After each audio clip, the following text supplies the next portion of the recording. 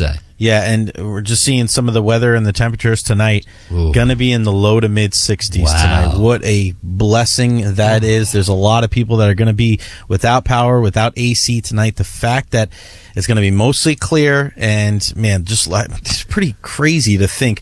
Look at that, Reed. Oh, that's 60 to 69. That's pretty good much sleeping weather right there. That is really good sleeping. I knew that was going to be the case because we saw, before the storm came in, that the weather was we're going to get that front and the winds. But it's just, I wish people could enjoy it. Look at this video we're seeing from Manatee County. I think that's Bradenton Beach. Look at the sand piled up along the street. That's either where Bradenton they're driving. Beach, or that looks like maybe I guess they would have said Anna Marie Island. It just says Manatee County, but I think it's Bradenton right. Beach. I think you're right, but very close to each other. We saw this with Helene, where the sand came from the beaches up onto Gulf Boulevard, and cars were buried in the sand, and it looks like that's what's happened again, at least down in Manatee County. Just crazy. It is just crazy, and the flooding going on, and the damage, it is extensive, and we'll continue to give the updates to you as you need to know them, and we'll take your texts as well. If you want to text in 97720, we are here to be your information, your source, and we really appreciate you all listening to us on iHeartRadio's Operation Storm Watch with coverage of Hurricane Milton.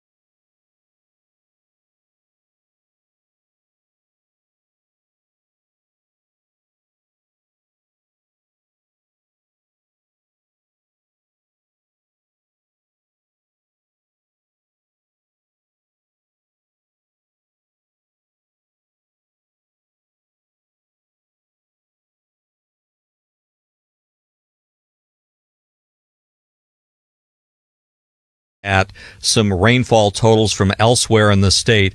Ormond Beach, 22 inches of rain last night. And the reason that stuck with me is because at that point, it was a Category 1 storm moving across the state of Florida. Crazy. This was an event that encompassed the entire state, maybe except for where we are in Miami right now. It wasn't bad at all, but when you stop and think about the fact that, we had this northern part of the eye wall and the western part of the eye wall were the sloppy areas of the storm. In other words, lots and lots of rain and very heavy winds.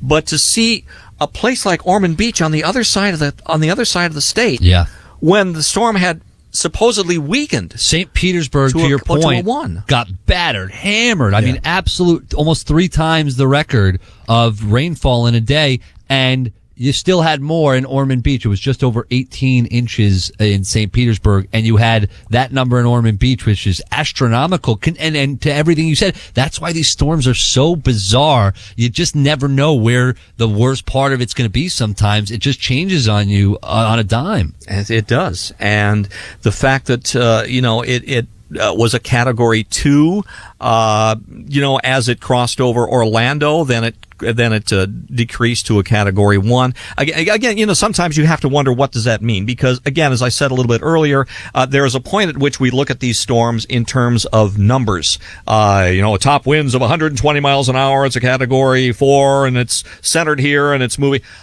And then you look out your window, and then you see the reality of what all those numbers mean and what the reality of the storm is, and it's a real eye-opener. And I think this was, do I want to say this is the one they warned us about? Maybe. Okay, because maybe we didn't get a direct hit. Maybe the storm didn't come up Tampa Bay as it was forecast to do at one point. Maybe landfall was in Sarasota, Siesta Key to the south of us. So maybe there's that little bit of a miss, but let's face it, the impact to the Bay Area and to the state of Florida, just immense, and it's going to be a long time before we totally recover from this. We've got Brianda Villegas from WFLA News Channel 8 joining us in Pasco right now. Brianda, that's where you're at? Yes, I'm in Pasco. So a photographer, Joseph, and I, we are on State Road 54 right now at the intersection of Lando Lakes Boulevard. We're actually on the way to Trinity, where the Pasco County Sheriff's Office is having media staging for water rescues. So we are hearing about a lot of flooding in the area, a lot of flooding over in Zephyr Hills and Trinity. So we are going to head over there and see, what the situation is there. But we've just been driving around Wesley Chapel for the past hour, and we saw this church with part of its roof just like blown off. It was kind of amazing to see because the cross at the tip of the church outside, the cross was still there. So we talked to the pastor. I mean, he was like, oh, this is a sign of hope, and we actually got to walk inside of the church, and it was amazing what we saw in there because, yes, there was a pretty big hole in the roof, but all of the crosses in there were standing upright. And they also had this candle that they call I believe it was the Eternal Flame. It was still lit. Isn't it wonderful to hear about the optimism of someone like that who has experienced something that they did? I think Brianda, I think that's a wonderful story. Thank you. It really is, and it's just so important to tell these stories where, it really brings the community hope, and people are really depending on their faith to get through this, and I mean, the candle just really, it really hit me because, I mean, rain got in it, there was water inside the church, and part of the roof that came off was right near that candle. The wind didn't blow it out. It was kind of just surreal. It kind of gave me some goosebumps. So, I mean, I keep thinking about it, and I'm just like, wow. That's wild. I'm getting goosebumps just listening to this. I mean, it sounds like the story of Hanukkah to me. That's why I think that's what it sounds. I know a different religion, but that's exactly what it sounds like. What have you heard from people? Have you talked to anybody on the ground? Are people that didn't evacuate? Do they wish they had evacuated? What are you hearing from people if you talk to anybody? Yeah, we've been primarily in Wesley Chapel, and so far the people that we've talked to, they live in this Wesley Chapel area. They stayed, and they're not really seeing too much damage. I feel like we see no damage, and then we see something like the church, so it makes me think, oh, maybe like a tornado ran through there. So it kind of depends on who you talk to, but so far the consensus in Wesley Chapel, people are like, yeah, we have damage, a little bit of like tree branches in there, and we've seen people outside taking pictures. We saw a couple trailer homes, mobile homes. Their roofs were kind of peeling off a little bit, not completely off, but starting to. So that's kind of what we've seen so far. We were over at a hotel where our remote backup studio was, and we've just been talking to, we've talked to people that traveled from Fort Myers even.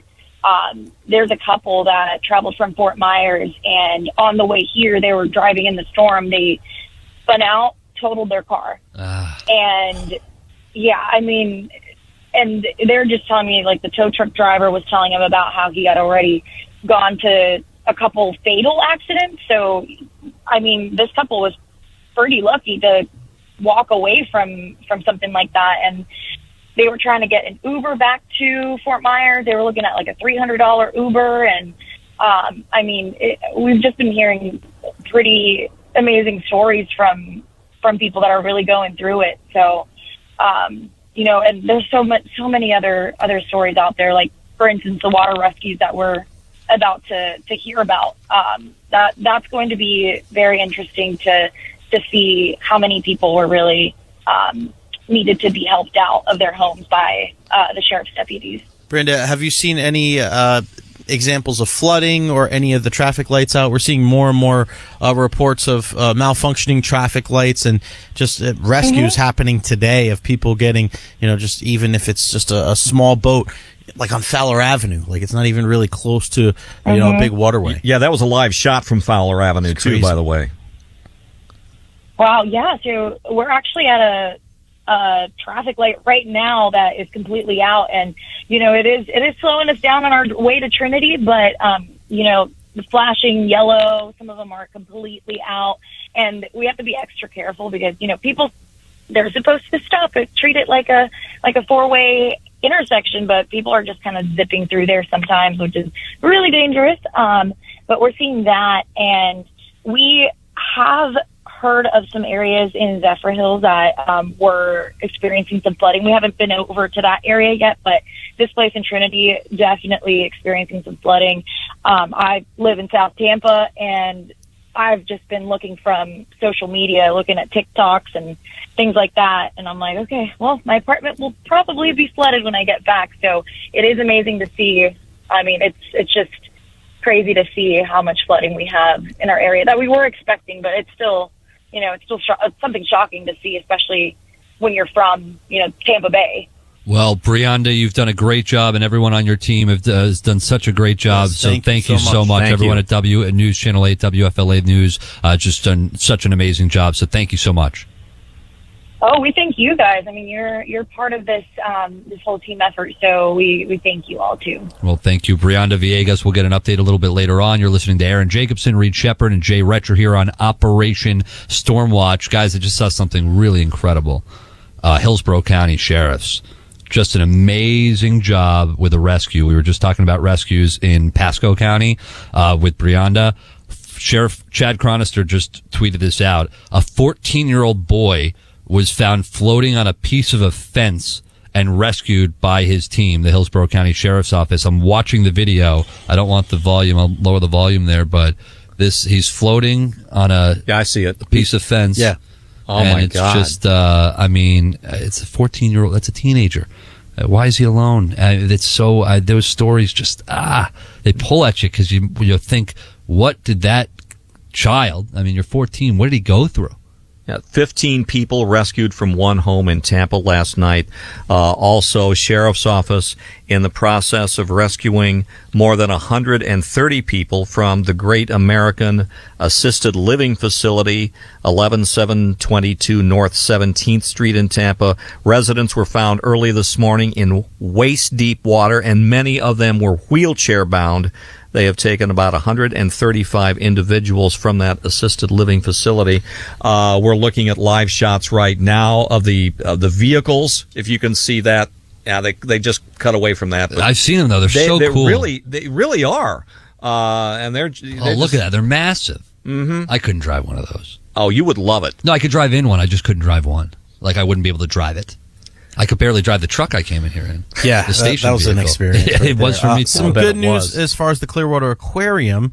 We're grateful to report, and this is from them, Clearwater Marine Aquarium sustained minimal damage from Hurricane Milton. That was something that we spoke about before the storm hit, being concerned about all the animals. They're safe. They're accounted for. The storm caused damage to the Manatee Rehabilitation Center, fencing, some exterior lights, and a few solar panels. So, again, that could have been much worse there. We're seeing a lot of trees down in the Bradenton area. There's just a lot of photos. There's a lot of videos out. So, again, even though the weather is significantly different as far as, all right, you look outside and maybe see some sunshine, there's still a lot of down trees. There's still a lot of down power lines. So, please be safe and don't travel unless you absolutely have to. To me, the best thing I've seen so far is I was looking and I caught a glimpse of Max Defender 8 meteorologist Lee Spann talking about the chances of rain for the next week, and it was like 10%, 10%, 20%. Like, oh God, sunshine, thank you. Yeah. I mean. What is it? It's some kind of a associative disorder with not seeing sunshine for a long period of time. A lot of people up north kind of have that. Yeah, like my wife.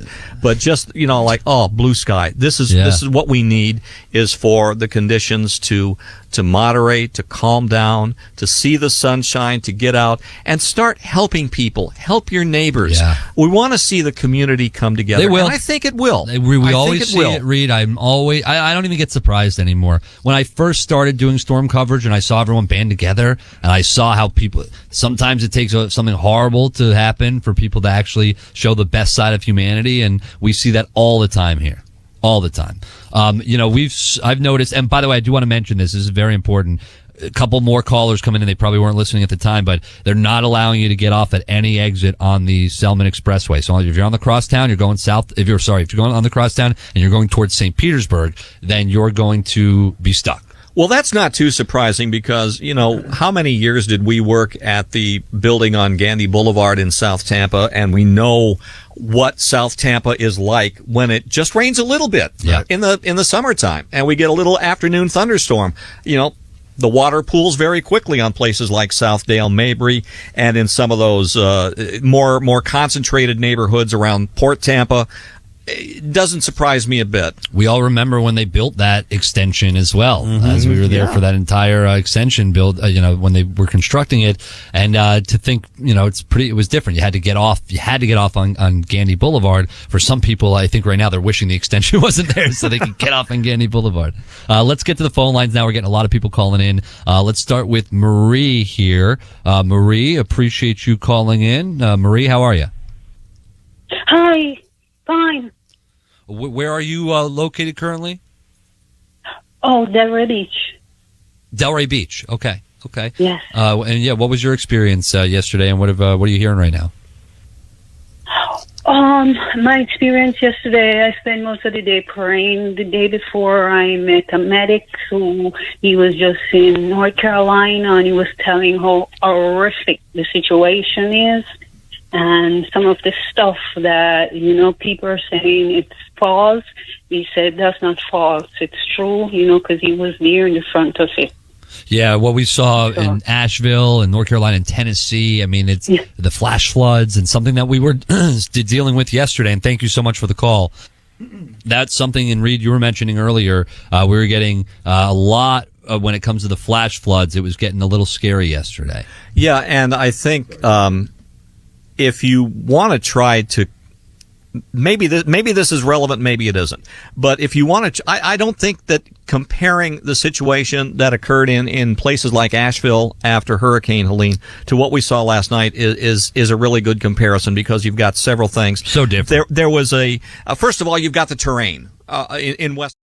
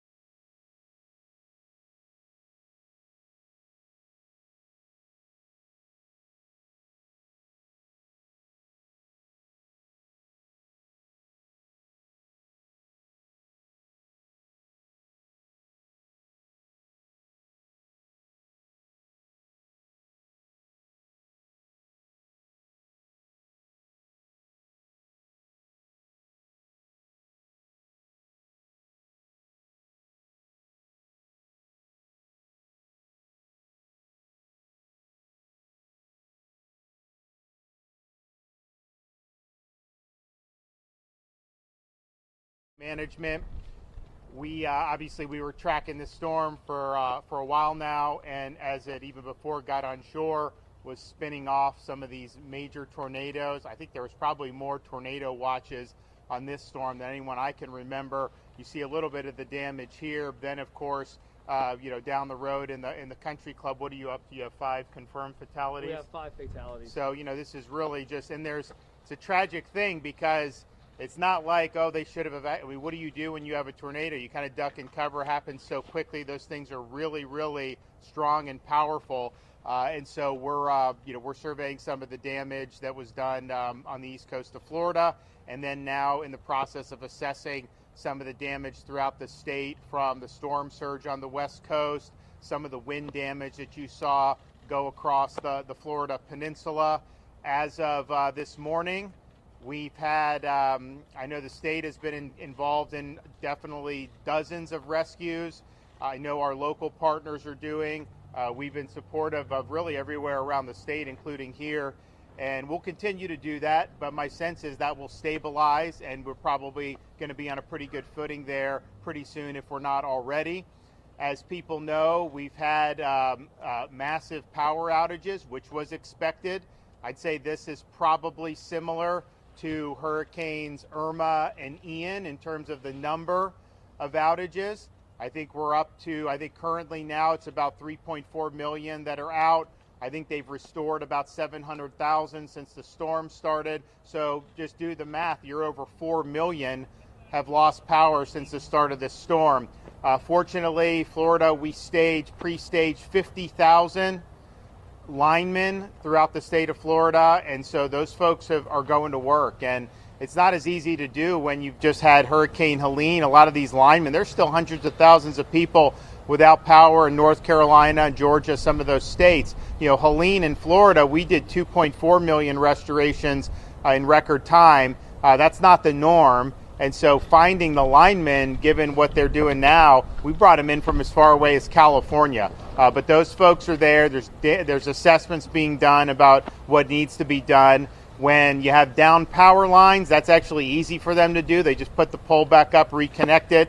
If their entire system needs a rebuild, that will take a little longer. We don't know that that's the case in many of these spots. I remember in Hurricane Ian, which was stronger than this one, hit Fort Myers Beach, and FPL substation on Fort Myers Beach right there at Ground Zero was fine. They could have had people hooked up to power days later. Just the people's homes couldn't accept it because of the storm surge. So all that is going on, and we're happy to have pre-staged those resources because I think it's really important that we'll be able to do. We're also assessing the need for things like points of distribution. We typically will set up these pods with water, food, tarps, things of that nature. I think we will be doing some pods. A lot of this is based on what the counties ask us for, but I also think you're probably going to see a lot of the stores and gas stations reopen very quickly. At least that's our hope.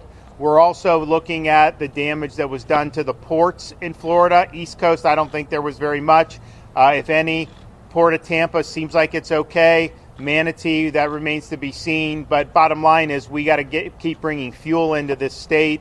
I know there's a lot on the dockside still that can be brought out. We've got 1.5 million gallons of diesel on hand that we can use for the state and to help replenish. And I think we've got about 1.1 million gallons of regular gasoline just in our arsenal. And then we've also deputized the Florida Highway Patrol to escort the fuel tankers with sirens to be able to get to all the gas stations to get filled. I think you're probably going to be okay on the east coast of Florida. Some of the places in the Tampa Bay area, when there was evacuation, everyone was going to get gas, and some people were filling up additional tanks in addition to what was in their car with the gallon containers or whatever they have, which is fine, but just the demand went through the roof. And so these guys ran out.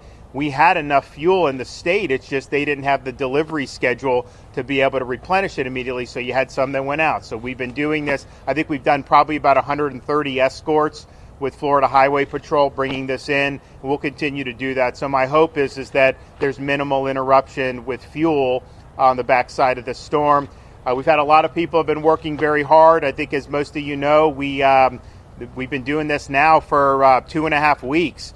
from the time we declared the state of emergency before Hurricane Helene, and then in the aftermath of Helene, and then, we work on Helene for a week in terms of the response and the recovery, and then we got to do another state of emergency for Hurricane Milton.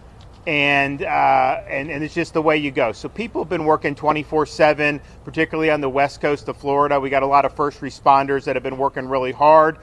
Kevin and his team, all of our state agencies get mobilized when we have these types of events, and they've been working nonstop. So my hat's off to everybody that's worked hard.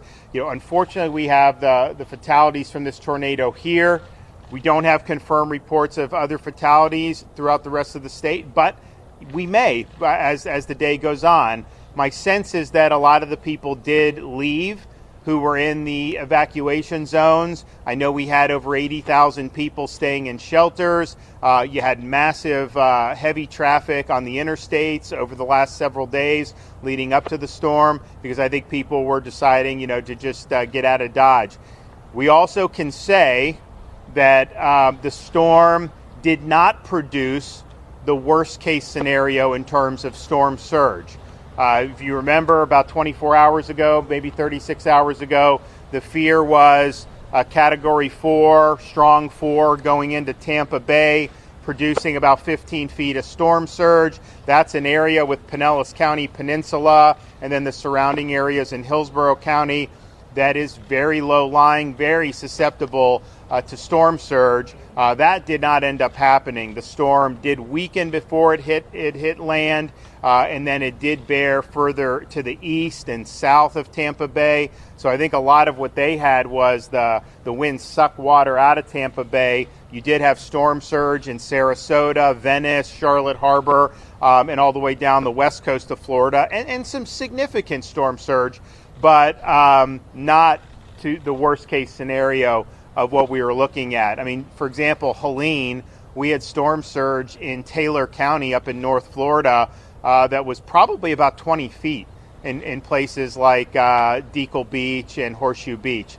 And that is the real deal. I mean, we have examples in American history where you've actually had a lot more than that, 24, 25 feet, Mississippi, Texas, Camille, some of those. But to have 18 to 20, that's a big deal. So doesn't mean there's not going to be a lot of damage. Doesn't mean there's not going to be a lot we're going to have to contend with. But just in terms of what we were prepped for, I think that we probably have an abundance of resources. My sense is we'll probably be able to release a lot of the search and rescue resources that we've had on hand very soon, and then just get back to getting everybody back online with power, making sure the gasoline's flowing and everything. So all in all, everyone's done a good job up to this point. We got a lot more work to do, and I'll let Kevin come in and say a few things. Thank you, Governor. I think in this situation here, where we're at, the strength of what happened here is organically our state mutual aid system. The very first group that was on hand here was a Palm Beach County Fire Rescue Search and Rescue Team. That's not even officially a part of our state 8-team search and rescue team system. Maybe we want to change that in the future and put them on that. But that Type 3 team, which is self-funded 100% by Palm Beach County Fire Rescue, was the first ones in to this situation, followed up by Miami-Dade Task Force 1, and then Ohio and Virginia Task Force. And again, I think that's just the strength of not just the state emergency response team and the state emergency response plan, but also outside states helping states. Some people were a little critical of the governor sending state assets up to North Carolina, but right here when we needed them, we got all those guys back, but immediately Virginia, Ohio, California, and other states from around the country had their assets right here. So, this is one of those examples. The sheriff was telling us about this when we were walking up. He was very grateful for those assets being in here so quickly, but that's the strength of the state emergency response team, the state emergency response plan, and then the greater emergency management assistance compact that we pull from. So we're not going anywhere. We're going to be here. This is the first day of many, many to come, probably over the next couple of years. Again, it's going to take us a long time to get all the recovery done, but we're not going to let bureaucracy get in the way. We're going to get this done quickly as quickly as we possibly can. So thank you, Governor, for your leadership. Do you want to maybe just give an update on what we think we're going to get from FEMA for debris removal? Sure. Yeah. So we're gonna start getting back in the debris removal business. And, we're going to supplement where we need to supplement. But we had a really good conversation with Administrator Criswell, who is here in Florida and is actually on her way somewhere in this general direction. But she is working with us on how we could ensure that debris gets picked up quickly. How do we, and the right word is not incentivize it, but if you're in the private sector, it would be, how do we incentivize haulers to get stuff picked up faster, bringing in people from around the country to get that done. We're also looking at potentially, again, a mutual aid effort where we may bring in some city and county assets that have the claw trucks and the loader trucks from around the state of Florida and maybe even outside the state of Florida to help us get that stuff picked up. So again, she's very, very helpful on getting those things done, making sure that we got everything that we need. We will be submitting, hopefully by this afternoon, now that we got post-landfall and we got some data, we'll be submitting through the governor's signature a major disaster expedited request so that we could get those federal funds turned on and start looking for reimbursement. But again, we're not going to wait on the feds for reimbursement. We're going to do what we need to do the right thing, get people in Floridians back on their feet. Thank you, sir. Yeah, I mean, so this whole debris, it's just. I mean, you had like in Pinellas, they didn't want to do the debris as fast because they weren't sure about the paperwork and about FEMA reimburse. And it's like, you got to get the debris off. And these storms, because of the way it's done, really incentivizes it to go a lot longer with the debris. And sometimes the debris in these major storms is around for a year.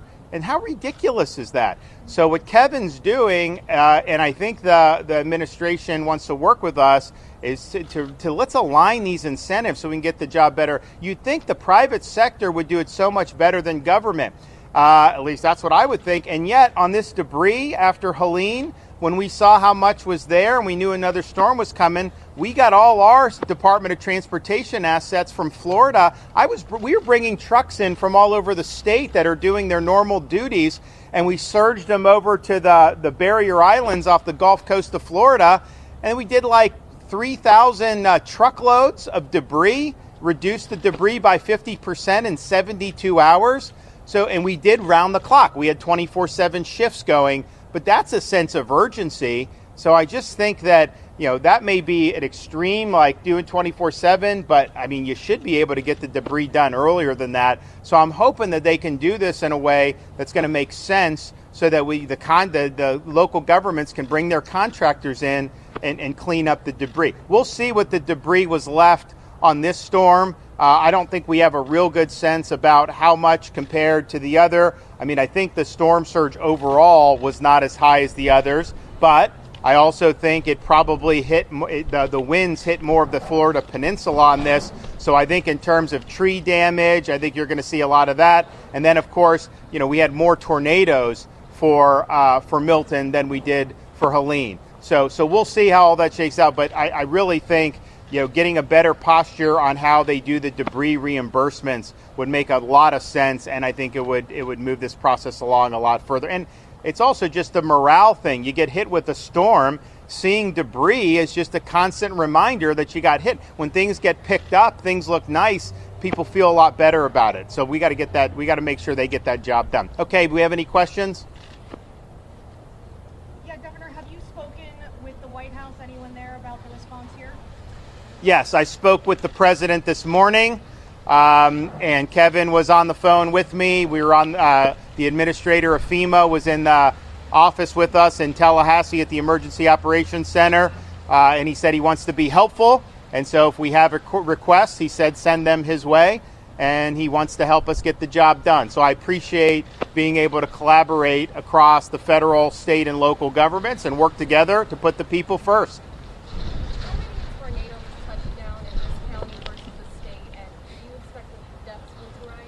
I don't know the answer to that. I mean, I think it's, so, you do have these tornadoes, the warnings, how many actually touch down is probably a different one.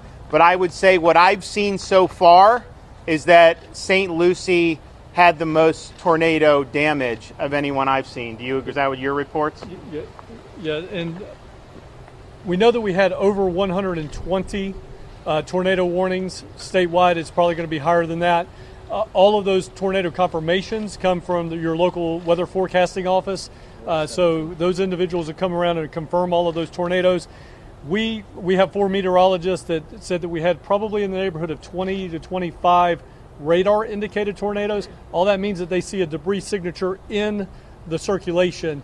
But again, the weather forecasting offices of the National Weather Service will actually verify those tornadoes. Was that in St. Lucie County? Excuse me? Sorry, was that in St. Lucie County alone, the 20 to 25? No. Statewide. Statewide. Yep. Hey, Sheriff Pearson, could you please clarify? I know we've got 4 deaths in the Spanish Lakes area. Where was the 5th death in St. Lucie County? In the same area. As our rescue team is still out there, this is a rescue mission. We're sifting through the debris. They just recently, right before this conference, located another victim, unfortunately. But again, we're going to continue through this. You know, we're so grateful that the governor sent down, this was during the storm, he sent down the National Guard. So while we're all hunkering down, trying to stay safe, these men and women are driving through the storm to get here, and they work throughout the night, and their actions 100% saved lives, saved our lives. Governor, I know before the storm there was a great concern about the debris from Helene. How much worse did this storm make the debris that was already accumulated? I think that'll be assessed today. I can tell you, whatever happened, had we not done what we did with that 72-hour project to take every truck in Florida and help these counties and these cities, you know, some of these contractors were doing the debris and then they left and went to North Carolina because they could make more money there. And then others were working like banker's hours. And I'm just thinking to myself, how the hell is that something that's acceptable? And so we came in and we said, not only are we going to send all these assets, it's going to be 24/7. So the first night we go there and the county, I think it was Pinellas, they didn't have the landfill open 24/7. So our guys cut the locks and we started doing, and you had all these, not just the state trucks, you had private citizens with their Ford F-250 pickup trucks that were loading debris, massive amounts in. So he said, we got to keep it going. Then the next night, there were 2 entrances, and they closed one of the entrances, and there were 300 cars in line. So we somehow rigged that and opened that up.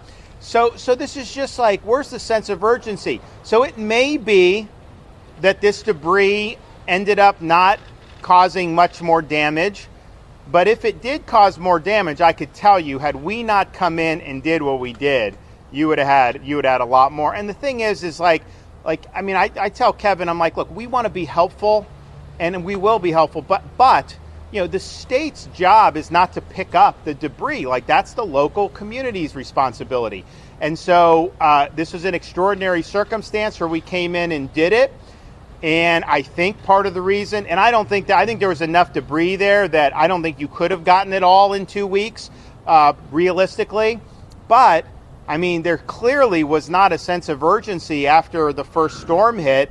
And yes, we knew there may be another one. Then they said, well, just a rainstorm, maybe not, this and that. But then by last weekend, by like last Friday, we were looking at it and we're like, you know what, this is real. We got to be serious about it. And then we did the executive order on Saturday. So, you know, but I definitely think we help things by doing that. And as of now, I'm not sure about structural damage on any of the roads there. I'm going to go over to Siesta Key after this in Sarasota. That was kind of ground zero of where the surge came in. You know, we just repaired one of the roads from Longboat Key up to Anna Maria. Do you know how that's fared? Have we gotten any reports? I have not, sir. So we did emergency repairs on that, got it back open.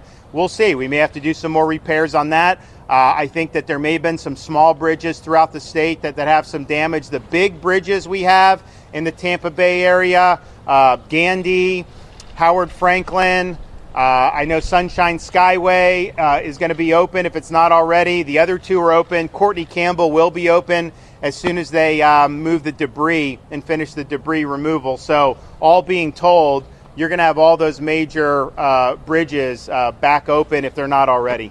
So, Governor, do you have any ballpark of how many ongoing rescues there are around the state?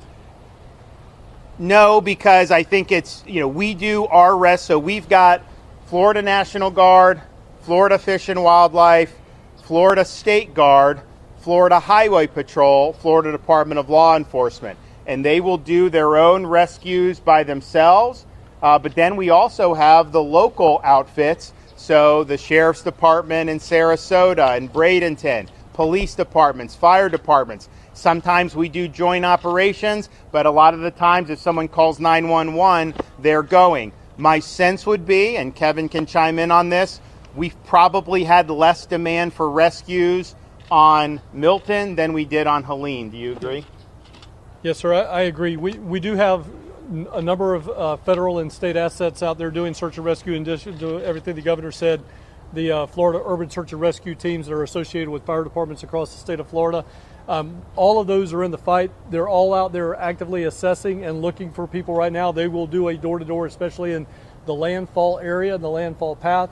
We've got them stretched from here in St. Lucie all the way over to where landfall happened and all the way up to the east coast or northeast coast of Florida. Once we finish all that, so I would literally, to your question, say there's hundreds of rescues ongoing. But to the governor's point, as we were driving in today, I see Sheriff Chronister doing active rescues in Hillsborough County. I see active rescues going on in Pinellas County and so on. So they're going on organically at the local level, at the state level, and then the federal teams that are here supplementing our state ongoing response are also here. But I would say, I think for Helene, I think the first 24 to 36 hours, I think there were statewide, local, state combined, there were probably thousands of rescues. My sense would be we're probably in the hundreds of rescues statewide so far. But you know, I think you're going to see, because we had more inland flooding, you're going to see some floods happen in the ensuing days, and you may have to have some people go in and do some rescues there. So I think you may see it be ongoing. Can we have an update from the federal level? If Congressman Mass update us on what's going on federally?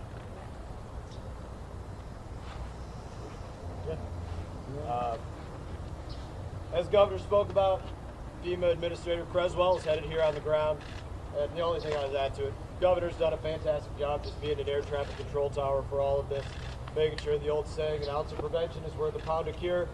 From the governor's office to the sheriff's department across the state representatives, state senators, Florida Highway Patrol, National Guard, FDLE, Florida Power and Light, everybody made sure they could do every ounce of prevention, and they're working with FEMA. That's the update from the federal side. They're all working with FEMA. And just so I think the notice for this said that Administrator of FEMA was going to be here. That was the intention, but I think her plane got diverted over to Sarasota.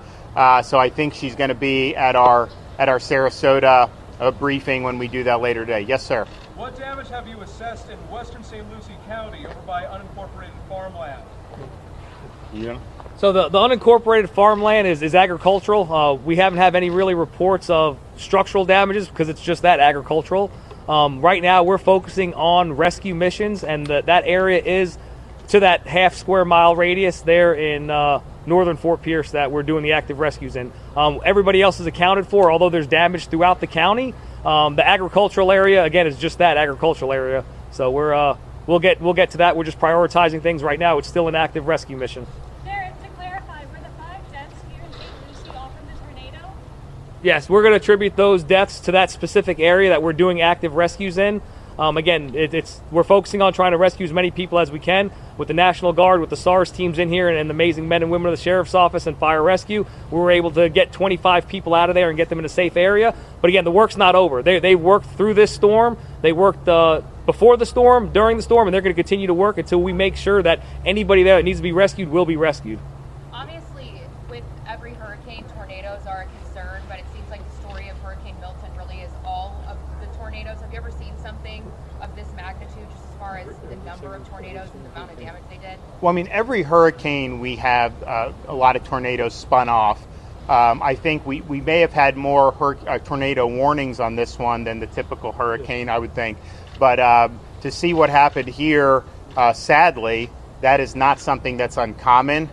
These tornadoes, I mean, when Mother Nature, I mean, this is just churning. Things churn off these weather systems, and it's just devastating. And so this is unfortunately something that is kind of normal with the big storm.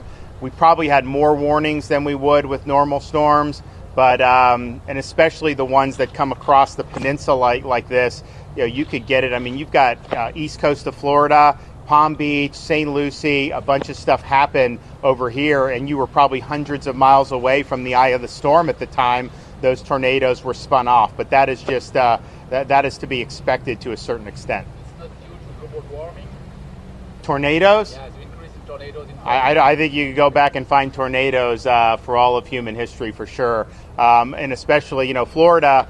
How does this storm rate in kind of the history of storms? I think it hit with a barometric pressure of about 950 millibars when it hit, which I think if you go back to 1851, there's probably been 27 hurricanes that have had so the lower the barometric pressure, the stronger it is. I think there have been about 27 hurricanes that have had lower barometric pressure on landfall than Milton did, and of those, 17 occurred, I think, prior to 1960. And the most powerful hurricane on record since the 1850s in the state of Florida occurred in the 1930s, the Labor Day hurricane. Barometric pressure on that was 892 millibars. It totally wiped out the Keys. We've never seen anything like it, and that remains head and shoulders above any powerful hurricane that we've ever had in the state of Florida. The most deadly hurricane we've ever had was in 1928. The Okeechobee hurricane killed over 4,000 people. Fortunately, we aren't going to have anything close to that on this hurricane, but even ones like Ian, where you had, wasn't even close to that. So, I just think people should put this in perspective. They try to take different things that happen with tropical weather and act like it's something. There's nothing new under the sun. This is something that the state has dealt with for its entire history, and it's something that we'll continue to deal with. I think what's changed is we've got 23 million people. A storm that hits is likely to hit more people and property than it would have 100 years ago, and so the potential for that damage has grown. But what's also changed is our ability to do the prevention, to pre-stage the assets. I mean, we never did the pre-staging of power assets until I became governor. Now people expect that, but that wasn't what was done in the past. That's why people would be out with power for 3 weeks when we'd have hurricanes. We thought that that's not good. Now we have to pay to get these guys to come in, but my view is the quicker you get everyone hooked up, the better off the economy is going to be anyway. So why don't we just do that? Having the different search and rescue, having a state guard, all these different things are just bringing different tools to the fight, and it allows us to respond more effectively. So if we had the tools that we had in 1928 to fight an Ian or to fight some of these, you would have had higher death tolls. There's no question about that. Speaking of history, sir, how many storms formed as rapidly as they have between Helena and Milton? Oh, I mean, I think most people remember 2004, right? Where we had seemed like you had them every other week in 2004. Then there's also time period. We had from 2006 to 16, we had no hurricanes at all in Florida. There's also been times where we had a lot. The 1940s, we were getting hit a lot. Now more recently, we've had a spate of more. So that's just kind of the nature of it. But this really does. It has a lot of similarities to 2004 in terms of the season. Yeah, Governor. A lot of folks, particularly quite a few who trust you and look to you for information, are possibly engaging in some misinformation about some entity controlling the weather. Can you take this opportunity to denounce that misinformation and set the record straight for folks who believe someone is controlling the weather? Look, if I could control the weather, I would do 78 and sunny year round. Now we get that a lot in Florida, coming up in the months, but there would be no reason to ever do. So look, and this is on both sides. You kind of have some people think government can do this, and then others think it's all because of fossil fuels. The reality is what we see. There's precedent for all this in history. Like, it is hurricane season. You are going to have tropical weather. We hope that a lot of the tropical weather are fish storms out in the Atlantic that never impact us. The reality is anything that gets in the Gulf of Mexico, it's got to hit something. Maybe it hits Mexico, maybe it hits Louisiana. but Florida's one, especially if it's when they bend east. We're the ones that are going to do. So like I said, there's nothing new under the sun. These are natural occurrences. We will deal with tropical weather for as long as we're Floridians. What about the role of carbon emissions in propagating said storms? Well, I've already addressed the historical record of the storms in Florida. Like I said, our biggest storm, our strongest storm by far, remains the Labor Day from the 1930s. All right, we're going to go to Sarasota after this. We're going to go inspect the damage there, see what the needs are. I appreciate what the sheriff and his team are doing to help the citizens here. We are very, very saddened to see a tornado inflict such serious damage, including loss of life. These are things that are very, very tough to withstand. You don't get a lot of warning on them, and they're very, very devastating. And tragically, to lose 5 really, really is tough for this community. So our hearts go out to everybody who's been affected by this, and we're happy to have been supportive of the rescue efforts, and we'll continue to be supportive going forward. Thanks. To the left, this way. Sheriff, hey, are there still people unaccounted for